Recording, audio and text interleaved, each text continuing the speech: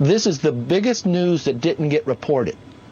That we find out that there was no collusion between Trump and Russia, that it was created by Hillary Clinton in a campaign in July of 2016, that the CIA director, John Brennan, that the FBI director, Comey, and the President of the United States, Barack Obama, all knew about that and was never brought to Congress. Who has withheld this information? Credit to Director Ratcliffe for that transparency of releasing it to the House and Senate.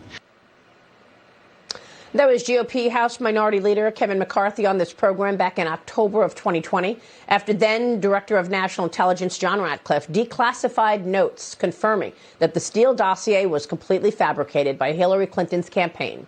John Ratcliffe, the man who exposed this and other Russia lies, joins me right now. Congressman, Director, it's great to see you. Thanks very much for being here, and thank you for all of your work all of these years, John. Well, you as well, Maria. You've been an important part of getting this story out to at least some of the American people, and I'm glad that, you know, the developments that have happened this week, that some of the American people are getting to see some of the information that I saw as the Director of National Intelligence that was so important.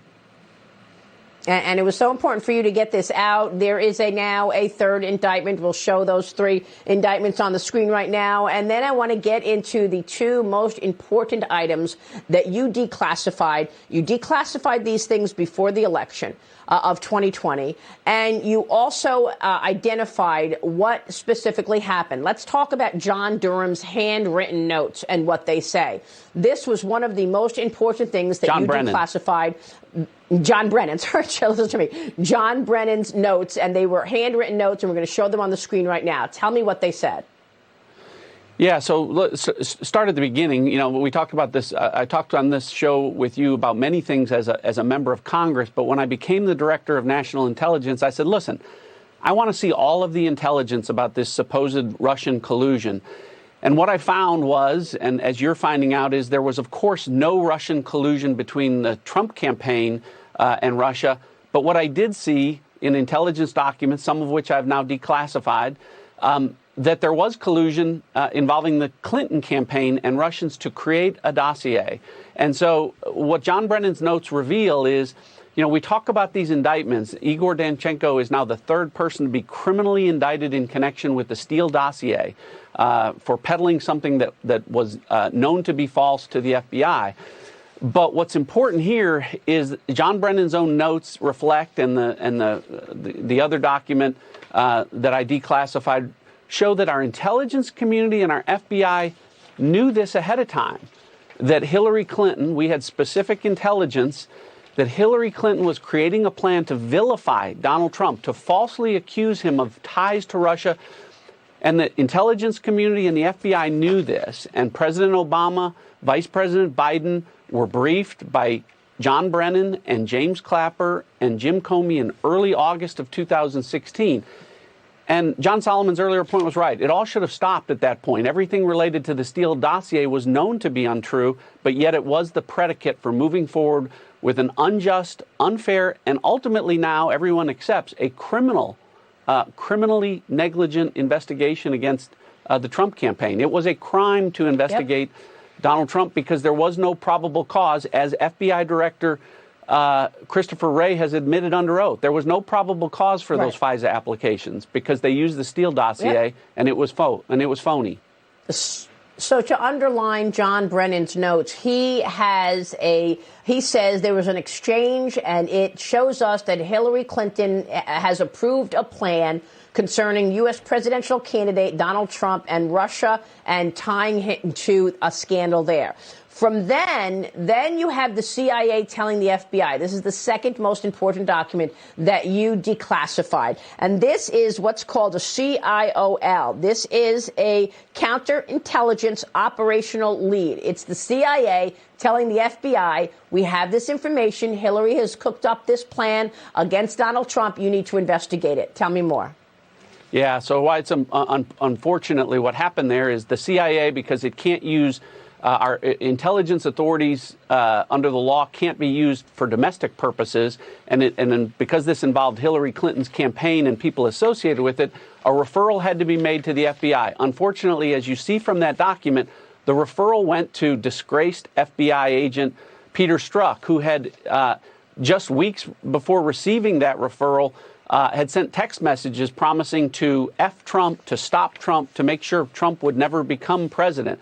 So as you said earlier, the person who was supposed to be investigating the fake Steele dossier before John Durham ever got involved was Peter Strzok. And instead what he did was bury that part of it as it related to Hillary Clinton, and instead took a dossier that he knew to be false, used it to get a FISA application that he knew to be illegal, and used it to perpetuate an investigation that went on for 4 years that misrepresented everything to the American people.